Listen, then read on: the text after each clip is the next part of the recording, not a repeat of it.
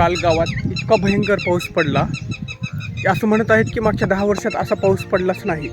आणि फक्त पाऊसच नव्हता, त्यासोबत तुफान वारासुद्धा होता.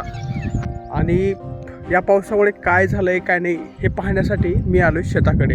आणि मला असं समजलं आहे की या पावसामुळे, या वाऱ्यामुळं मी जी झाडं लावली होती ना, तर ते एक झाडं कट होऊन पडलं आहे. पण तत्पूर्वी तुम्हाला मी काही दाखवतो की पाऊस किती पडला आहे, पाणी किती झालं आहे ते शेतात.